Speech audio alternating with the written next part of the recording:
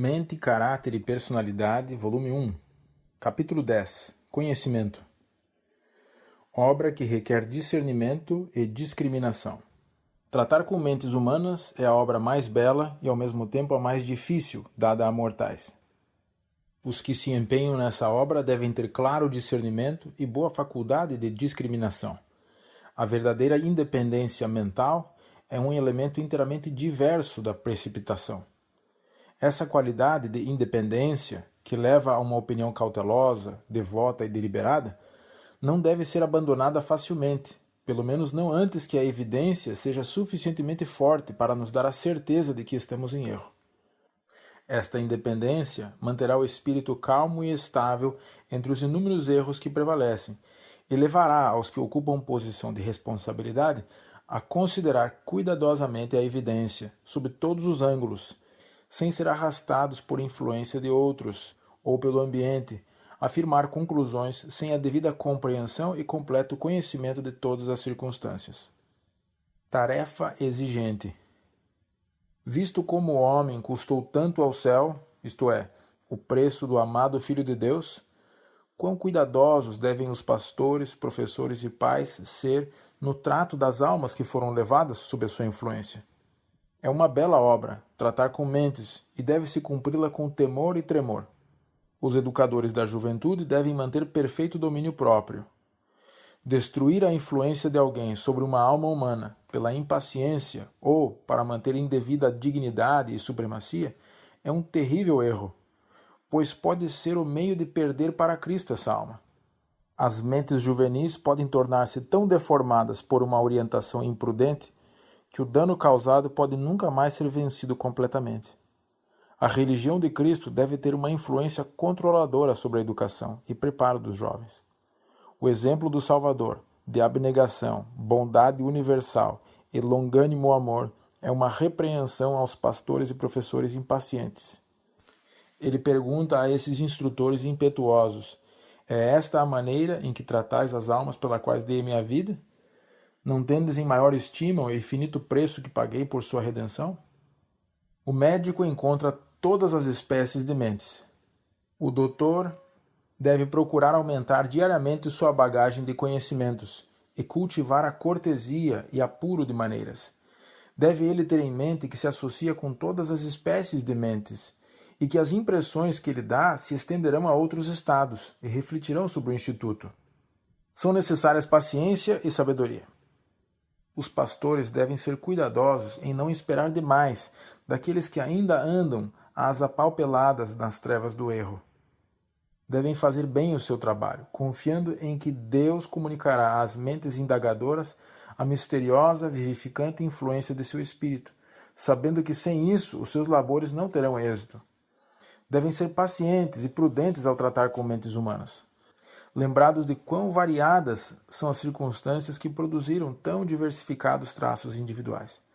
Devem também guardar-se a si mesmos estritamente, para que o próprio eu não alcance a supremacia, e Jesus seja deixado fora da questão.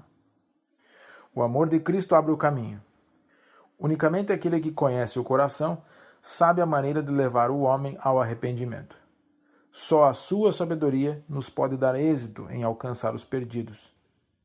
Podeis erguer-vos inflexivelmente, pensando: sou mais santo do que tu. E não importa quão correto seja o vosso raciocínio, ou quão verdadeiras as vossas palavras, elas jamais tocarão corações.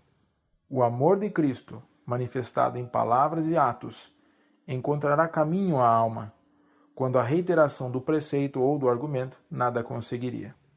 Compaixão e amor. Nem todos têm aptidão para corrigir os erradios. Não têm bastante sabedoria para lidar com justiça e, ao mesmo tempo, amar a misericórdia. Não se inclinam a ver a necessidade de misturar amor e terna compaixão com a fiel repreensão. Alguns são sempre desnecessariamente severos e não sentem a necessidade da ordem do apóstolo. E compadecei-vos de alguns que estão na dúvida. Salvai-os, arrebatando-os do fogo. O homem impetuoso não deve tratar com mentes humanas. A falta de uma fé firme e de discernimento nas coisas sagradas deve ser considerada suficiente para excluir qualquer homem de ligação com a obra de Deus. Assim também a condescendência com um temperamento voluntarioso, um espírito áspero e despótico, revela que seu possuidor não deve ser colocado onde seja levado a decidir questões de peso que afetam a herança de Deus. Um homem impetuoso nenhuma parte deve desempenhar no trato com a mente humana. Não se lhe deve confiar o ajuste de questões que se relacionam com aqueles que Cristo comprou a um preço infinito. Se puser a manejar homens, fer-lhes-á e magoará a alma, pois não tem o fino tato, a delicada sensibilidade comunicada pela graça de Cristo. Seu próprio coração precisa ser abrandado, subjugado pelo Espírito de Deus. O coração de pedra não se tornou um coração de carne. Qualidades necessárias à compreensão de mentes humanas. Conselho a um colportor. Há mais dificuldades nesta obra do que em alguns outros ramos de comércio, mas as lições aprendidas, o tato e a disciplina adquiridos vos habilitarão para outros campos de utilidade, onde podereis ajudar as pessoas. Os que aprendem mal sua lição e são descuidosos e bruscos ao aproximar-se das pessoas, mostrariam a mesma falta de tato e habilidade em tratar com as mentes, sem ingressarem no ministério. Como lidar com o impulso, impaciência, orgulho e presunção? O lidar com a mente humana é a mais delicada tarefa que já se haja confiado a mortais, e os mestres necessitam constantemente do auxílio do Espírito de Deus, a fim de executarem devidamente sua obra.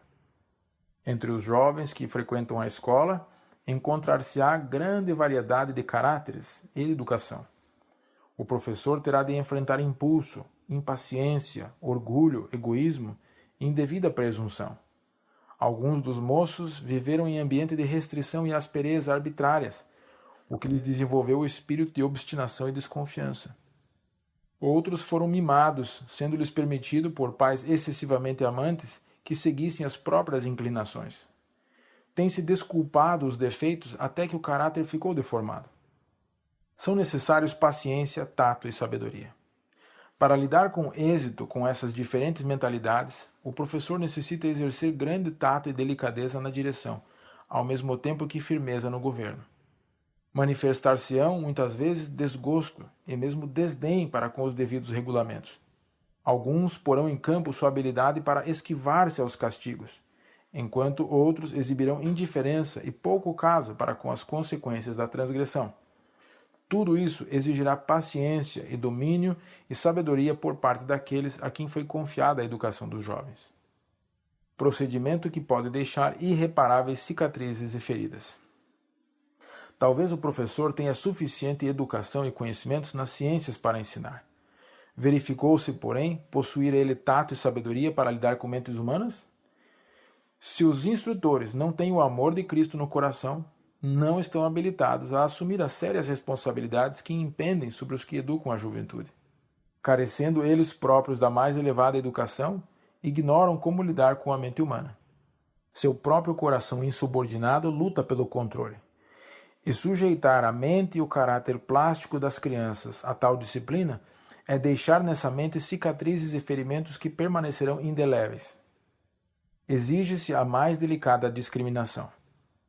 O Senhor me apresentou de muitas maneiras e em várias ocasiões quão cuidadosamente devemos tratar com os jovens, que tratar com mentes requer o mais fino discernimento. Todo aquele que tem que ver com a educação e preparo dos jovens precisa viver muito perto do grande mestre, para ser contagiado por seu espírito e maneira de trabalhar. Devem-se ministrar lições que afetem seu caráter e trabalho vitalício. Essencial o elemento pessoal. Em todo verdadeiro ensino, o elemento pessoal é essencial. Cristo, em seu ensino, tratava com os homens pessoalmente. Foi pelo trato e convívio pessoal que ele preparou os 12. Era em particular, e muitas vezes a um único ouvinte que dava suas preciosas instruções. Ao honrado Rabi, na conferência noturna no Monte das Oliveiras, à desprezada mulher junto ao poço de Sicar, abriu ele seus mais ricos tesouros, pois descobriu nesses ouvintes o coração apto a ser impressionado, a mente aberta, o espírito pronto para receber. Mesmo a multidão que tantas vezes lhe dificultava os passos, não era para Cristo uma indistinta massa de seres humanos. Falava diretamente a cada espírito e apelava para cada coração. Observava a fisionomia dos ouvintes. Notava-lhes a iluminação do semblante, o instantâneo e respondente olhar que dizia haver a verdade atingido a alma.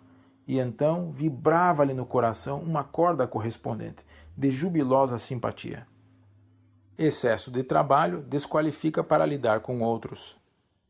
Os próprios professores devem dar a devida atenção às leis de saúde, a fim de que possam conservar suas energias na melhor condição possível e, pelo exemplo, assim como por preceito, exercerem correta influência sobre seus alunos. O professor cujas forças físicas já estejam enfraquecidas pela enfermidade ou excesso de trabalho deve dar atenção especial às leis da vida. Deve tomar tempo para a recreação.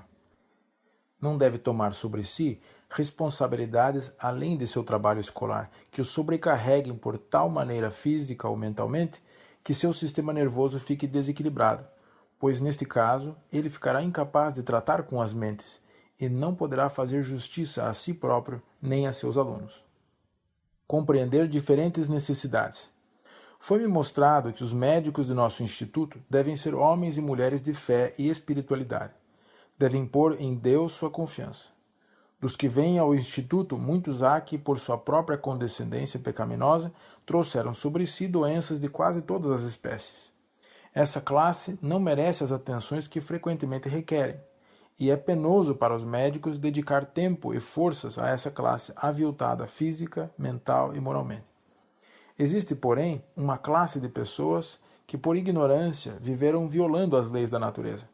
Trabalharam com intemperança e comeram com intemperança porque estavam acostumados a assim fazer. Alguns sofreram muitos maus tratos de muitos médicos, sem haver tido melhora, ao contrário, pioraram muito. Afinal, são afastados das atividades, da sociedade e da família, e como último recurso vão ao Instituto de Saúde com débil esperança de encontrar alívio. Essa classe precisa de compaixão. Devem ser tratados com a maior ternura, cuidando-se de tornar claras ao seu entendimento as leis de seu ser, que eles podem, deixando de violá-las e dominando-se, evitar sofrimentos e enfermidades, a penalidade da violação da lei da natureza. Não dizer a verdade em todas as ocasiões. Poucos apenas dos que fizeram sociedade com o mundo e que olham as coisas por um ângulo mundano estão preparados para ouvir uma apresentação de fatos a seu respeito. A verdade, tal qual é, nem sempre deve ser dita. Há uma ocasião adequada e oportuna para falar, quando as palavras não ofendem. Os médicos não devem sobrecarregar-se de trabalhos deixando prostrado seu sistema nervoso, pois esse estado físico não favorece um espírito calmo, nervos estáveis e disposição animosa. Cristo compreende. Aquele que tomou sobre si a humanidade sabe compadecer-se dos sofrimentos dela. Cristo não só conhece cada alma, suas necessidades e provações particulares, mas também sabe todas as circunstâncias que atritam e desconcertam o espírito. Sua mão se estende em piedosa ternura a todo filho em sofrimento. Os que mais sofrem, mais simpatia e piedade dele recebem. Comove-se com os sentimentos de nossas enfermidades e deseja que lhe lancemos aos pés as perplexidades e aflições, deixando-as ali. A compreensão traz mais íntimo relacionamento com Cristo. Boas obras são o fruto que Cristo requer que produzamos. Palavras bondosas, atos de beneficência, de terna consideração para com os pobres, os necessitados, os enfermos. Quando corações se compadecem de corações carregados de desânimo e tristeza, quando a mão se abre ao necessitado, quando os nus são vestidos, o estranho acolhido a um assento na sala, e um lugar em vosso coração, os anjos vêm para muito perto, e um acorde respondem no céu. Todo ato de justiça, misericórdia e benevolência produz melodia no céu. O Pai, em seu trono, contempla os autores desses atos de misericórdia e os classifica entre os seus mais preciosos tesouros. Eles serão para mim particular tesouro naquele dia que preparei, diz o Senhor dos Exércitos. Todo ato de misericórdia aos necessitados, os sofredores, é tido como feito a Jesus. Quando socorreis o pobre, vos compadeceis do enfermo e do oprimido e amparais o órfão, vós vos pondes em mais íntimo relacionamento com Jesus. Cristo pede ternura e compaixão. A verdadeira compaixão entre o homem e seus semelhantes deve ser o sinal que distingue os que amam e temem a Deus dos que são indiferentes quanto à sua lei. Quão grande foi a compaixão que Cristo expressou ao vir a este mundo para dar a vida em sacrifício de um mundo moribundo. Sua religião levava à prática de genuíno trabalho médico-missionário. Era ele um poder restaurador. Misericórdia quero e não sacrifícios, disse ele. Esse é o teste que o grande autor da verdade usava para distinguir a verdadeira religião da falsa. Deus quer que seus médicos missionários procedam com a ternura e compaixão que Cristo mostraria se estivesse em nosso mundo. Soma da vida feliz. O intelecto cultivado é grande tesouro, sem, porém, a suavizante influência da compaixão e do amor santificado, não é ele de grande valor. Devemos ter palavras e atos de terna consideração para com os outros. Podemos manifestar 1001 pequenas atenções em palavras amigas e olhares aprazíveis que voltarão de novo para nós. Cristãos irrefletidos por sua negligência para com os outros manifestam não estar em união com Cristo. É impossível estar unido a Cristo e todavia ser desamorável para com os outros e esquecido de seus direitos. Muitos há que anseiam intensamente por amorosa compaixão. Deus deu a cada um de nós uma identidade particular, nossa própria, que não se pode dissolver na de outro. Mas nossas características individuais serão muito menos preeminentes se na verdade pertencermos a Cristo e a sua vontade for a nossa. Nossa vida deve ser consagrada ao bem e à felicidade dos outros, como foi a de nosso Salvador. Devemos esquecer-nos a nós mesmos, sempre à espreita de oportunidades, mesmo em coisas pequeninas, para mostrar gratidão pelos favores recebidos de outros, e estar atentos para observar oportunidades para animar outros, confortando-os em suas tristezas e aliviando-lhes as cargas por mostras de terna bondade e pequenos atos de amor. Estas atenciosas cortesias, que, iniciando-se em nossa família, estendem-se até fora do círculo familiar, ajudam a perfazer a soma da vida feliz. E a negligência desses pequeninos atos perfaz a soma das tristezas e amarguras da vida.